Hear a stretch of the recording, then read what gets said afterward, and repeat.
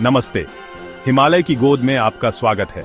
आज हम हिमालय की उन दुर्गम घाटियों में एक रोमांचक यात्रा पर चलेंगे जहां प्रकृति अपने भव्य रूप में विराजमान है, जहां दो ताकतवर साम्राज्यों की टक्कर ने न केवल भूगोल बल्कि इतिहास की धारा को भी बदल दिया। यह कहानी है साहस, षड्यंत्र और अस्तित्व की। 19वीं सदी की शुरुआत में एक ओर नेपाल से उठी गोरखा शक्ति थी, जिनकी वीरता और युद्ध कौशल की गाथाएं दूर दूर तक फैली थीं। गोरखा साम्राज्य अपनी महत्वाकांक्षाओं के साथ उत्तर की ओर विस्तार कर रहा था। दूसरी ओर मैदानों से पहाड़ों की ओर बढ़ता ब्रिटिश साम्राज्य अपनी संगठित सेना और आधुनिक हथियारों के साथ भारत में अपना प्रभाव स्थापित करने में लगा था। उनकी नजरें हिमालय के सामरिक महत्व पर टिकी थीं। हिमाचल की छोटी छोटी पहाड़ी रियासतें जो अपनी संस्कृति और परंपराओं को संजोए हुए थीं, इस अप्रत्याशित संघर्ष के बीच फंसी थीं। वे एक ऐसे चौराहे पर खड़ी थीं जहां से उनके भविष्य की दिशा तय होनी थी। अपने अस्तित्व और सम्मान के लिए जूझती हुई हर रियासत अपने आप को बचाने के लिए हर संभव प्रयास कर रही थी, लेकिन दो शक्तिशाली साम्राज्यों के बीच उनकी स्थिति नाजुक थी। कांगड़ा, जो अपनी कला और संस्कृति के लिए जाना जाता था, सिरमौर, जिसकी उपजाऊ भूमि और व्यापारिक मार्ग महत्वपूर्ण थे, बिलासपुर, जो अपनी रणनीतिक स्थिति के कारण महत्वपूर्ण था, और गढ़वाल जैसी रियासतें सदियों से फल फूल रही थीं, अपनी विशिष्ट पहचान और संस्कृति के साथ। इन रियासतों ने कई उतार चढ़ाव देखे थे, लेकिन अब उनके सामने सबसे बड़ी चुनौती थी। लेकिन अब समीकरण बदल रहे थे।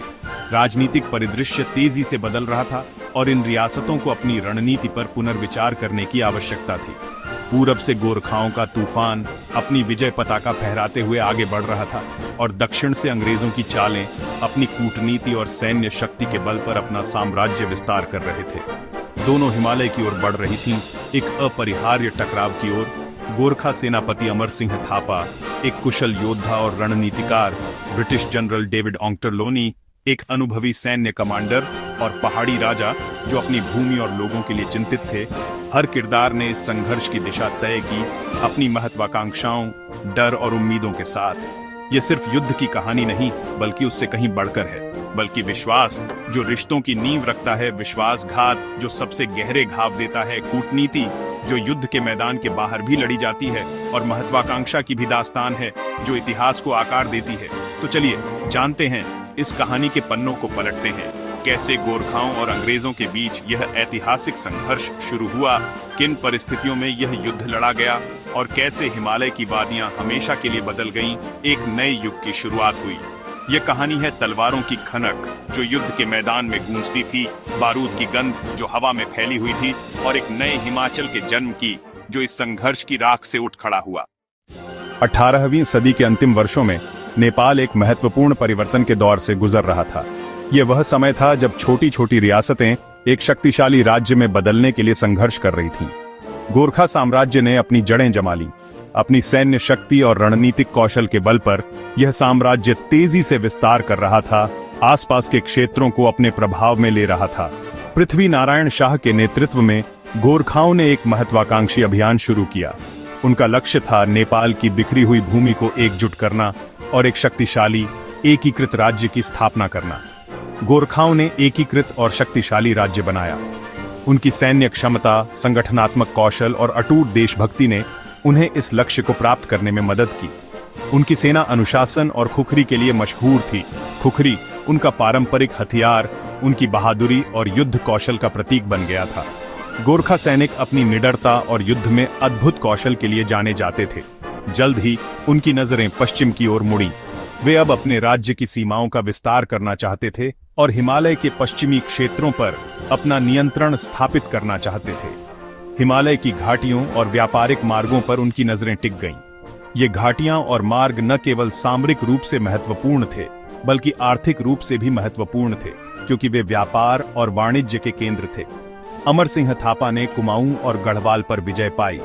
अपनी सैन्य प्रतिभा और रणनीतिक कौशल का प्रदर्शन करते हुए उन्होंने इन क्षेत्रों को गोरखा साम्राज्य में मिला लिया। फिर सतलुज पार की पहाड़ी रियासतों की ओर बढ़े। सतलुज नदी को पार करके उन्होंने पहाड़ी रियासतों की ओर अपना ध्यान केंद्रित किया, जो उस समय राजनीतिक रूप से अस्थिर थीं। आपसी फूट में उलझी रियासतों को एक एक कर अपने अधीन कर लिया। इन रियासतों के बीच एकता की कमी और आंतरिक संघर्षों ने अमर सिंह थापा के लिए उन्हें जीतना आसान बना दिया। कांगड़ा के राजा संसार चंद की महत्वाकांक्षा, जो अपने क्षेत्र का विस्तार करना चाहते थे, उनके पतन का कारण बनी।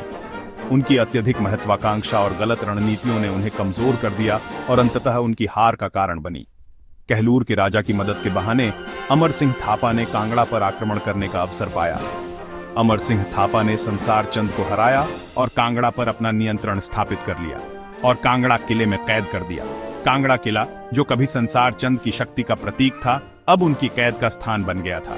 गोरखाओं का शासन कठोर था, उनकी प्रशासनिक नीतियां सख्त थीं और उन्होंने स्थानीय आबादी पर कड़ा नियंत्रण रखा।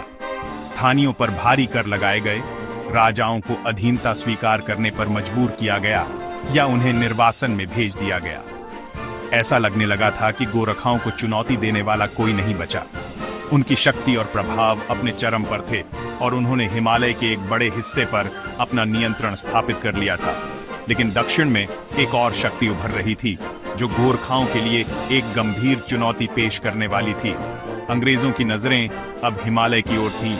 ब्रिटिश ईस्ट इंडिया कंपनी, जो भारत में अपनी शक्ति का विस्तार कर रही थी, अब हिमालयी क्षेत्र में अपनी उपस्थिति दर्ज कराना चाहती थी। गोरखा शक्ति के विस्तार ने एक नए टकराव की नींव रख दी थी। दो शक्तिशाली साम्राज्यों के बीच टकराव अपरिहार्य था और यह टकराव इतिहास के पन्नों में एक महत्वपूर्ण मोड़ साबित होने वाला था। 18वीं सदी के अंत तक गोरखा साम्राज्य तेजी से विस्तार कर रहा था। उनकी सैन्य शक्ति हिमालय के चारों ओर फैल रही थी, जिससे पड़ोसी राज्यों में खलबली मच गई। इस विस्तार के साथ ब्रिटिश ईस्ट इंडिया कंपनी के व्यापारिक हित खतरे में पड़ गए। कंपनी, जो पहले से ही भारतीय उपमहाद्वीप में अपनी पकड़ मजबूत कर रही थी, गोरखाओं के बढ़ते प्रभाव को चुनौती के रूप में देखने लगी। तिब्बत के साथ ऊन का व्यापार, जो सदियों से चला आ रहा था, और कीमती सामानों के व्यापारिक मार्ग, जो पूर्व और पश्चिम को जोड़ते थे, अब गोरखाओं के नियंत्रण में थे।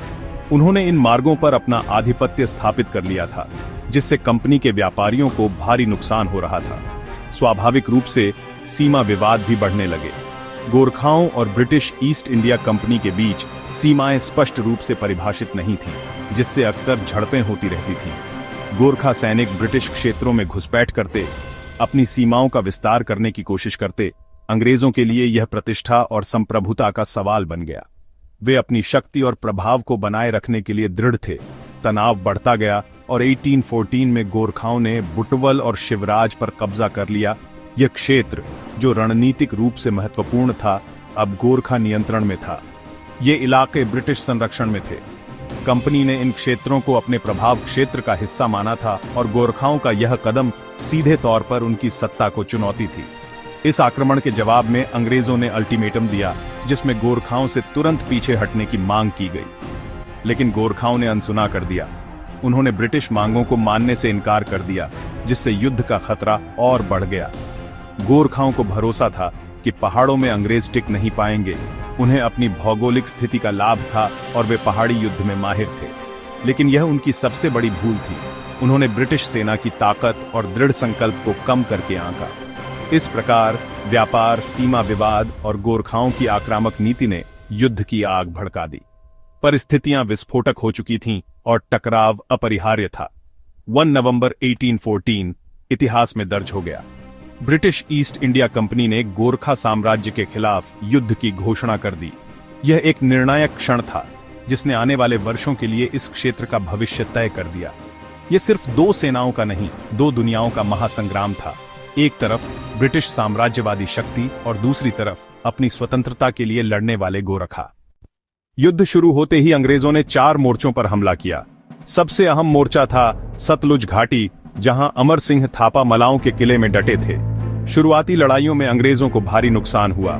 गोरखाओं की छापामार रणनीति और पहाड़ी इलाकों का ज्ञान उनके पक्ष में था, लेकिन डेविड ऑक्टरलोनी ने धैर्य और रणनीति से काम लिया। सीधे किले पर हमला करने के बजाय आसपास के किलों पर कब्जा किया और सप्लाई लाइन काट दी। पहाड़ी राजाओं की मदद से अंग्रेजों ने मलाओं की घेराबंदी मजबूत की। महीनों तक चली घेराबंदी ने युद्ध को धैर्य और सहन शक्ति की परीक्षा बना दिया। गोरखा सैनिकों ने कई बार बाहर निकलकर हमले किए, लेकिन ऑक्टरलोनी अडिग रहे। मलाओं का किला इस संघर्ष का प्रतीक बन गया। यहाँ की हार जीत पर पूरे युद्ध का भविष्य टिका था।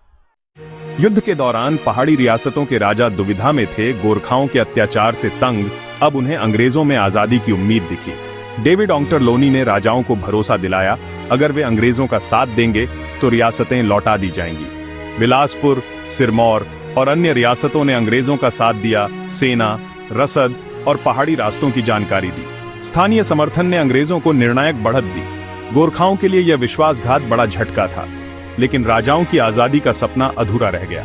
अंग्रेजों के वादे महज कूटनीति थे। गोरखाओं से छुटकारा पाने के चक्कर में राजाओं ने अनजाने में ब्रिटिश गुलामी का रास्ता खोल दिया। यह अदूरदर्शिता आने वाले समय में उनकी स्वायत्तता के लिए घातक साबित हुई। मलाओं की घेराबंदी के दौरान भक्ति थापा की वीर गति ने गोरखाओं के हौसले तोड़ दिए। 70 वर्षीय भक्ति थापा ने अंतिम हमला किया, लेकिन अंग्रेजों की संख्या और हथियार भारी पड़े। उनकी मृत्यु के बाद गोरखा सेना का मनोबल टूट गया। अमर सिंह थापा को आत्मसमर्पण करना पड़ा। उन्हें सम्मान के साथ नेपाल लौटने दिया गया। सतलुज और यमुना के बीच गोरखा शासन का अंत हो गया। नेपाल को अपमानजनक सुगौली की संधि पर हस्ताक्षर करने पड़े। इस संधि के तहत नेपाल को गढ़वाल, कुमाऊं और तराई का बड़ा हिस्सा अंग्रेजों को सौंपना पड़ा। काठमांडू में ब्रिटिश रेजिडेंट की तैनाती ने नेपाल को ब्रिटिश प्रभाव क्षेत्र में ला दिया। यह गोरखा साम्राज्य के विस्तार का अंत और हिमालय में ब्रिटिश युग की शुरुआत थी। युद्ध के बाद पहाड़ी राजाओं को उम्मीद थी कि उन्हें आजादी मिलेगी, लेकिन अंग्रेजों ने सनद के नाम पर उनकी शक्तियां सीमित कर दी। राजाओं को आंतरिक मामलों में थोड़ी स्वायत्तता मिली, लेकिन विदेश नीति और सेना पर अंग्रेजों का नियंत्रण था। अंग्रेजों ने शिमला, कसौली, डगशाई जैसी जगहों पर छावनियां बनाई। शिमला को ग्रीष्मकालीन राजधानी बनाया। राजाओं पर वार्षिक कर और अंग्रेजों की शर्तें लागू हो गईं। पहाड़ी राजा अब नाम मात्र के शासक रह गए। असली सत्ता शिमला में बैठे अंग्रेज एजेंट के पास थी। गोरखाओं से छुटकारा पाने के लिए अंग्रेजों का साथ देना अब एक नई और स्थायी गुलामी में बदल गया था। अंग्रेजों ने कानून और दस्तावेजों के जरिए पहाड़ों पर अपनी पकड़ मजबूत कर ली। पश्चिम में सिख साम्राज्य का उदय हुआ। महाराजा रणजीत सिंह ने कांगड़ा किले पर कब्जा कर लिया। सतलुज नदी अब ब्रिटिश और सिख साम्राज्य के बीच सीमा बन गई। पहाड़ी रियासतें दो ताकतों के बीच फंस गईं। सिख खतरे ने पहाड़ी राजाओं की अंग्रेजों पर निर्भरता और बढ़ा दी। अंग्रेजों ने सिख खतरे का डर दिखाकर राजाओं को वफादार बनाए रखा। महाराजा रणजीत सिंह की मृत्यु के बाद सिख साम्राज्य कमजोर पड़ा और अंग्रेजों ने कांगड़ा सहित रियासतों को सीधे अपने नियंत्रण में ले लिया। राजाओं की बची खुची उम्मीदें भी खत्म हो गईं। यह दौर पहाड़ी रियासतों के लिए सबसे असहाय और निर्भरता भरा था। आंग्ल गोरखा युद्ध ने हिमालय के शक्ति संतुलन को हमेशा के लिए बदल दिया। गोरखा शक्ति नेपाल तक सिमट गई। पहाड़ी रियासतें अपनी स्वायत्तता खो बैठीं और ब्रिटिश ईस्ट इंडिया कंपनी निर्विवाद महाशक्ति बन गई। सनद प्रणाली के जरिए अंग्रेजों ने पहाड़ी राजाओं पर अदृश्य लेकिन मजबूत नियंत्रण स्थापित किया। शिमला का उदय ब्रिटिश सत्ता का प्रतीक बन गया। यहाँ से पूरे हिमालय का शासन चलता था। पहाड़ी राजाओं की अदूरदर्शिता ने अंग्रेजों का काम आसान कर दिया। आजादी की चाहत ने उन्हें गुलामी की ओर धकेल दिया। यह कहानी सिखाती है कि बड़ी ताकतें अपने हितों के लिए छोटे राज्यों का इस्तेमाल करती हैं।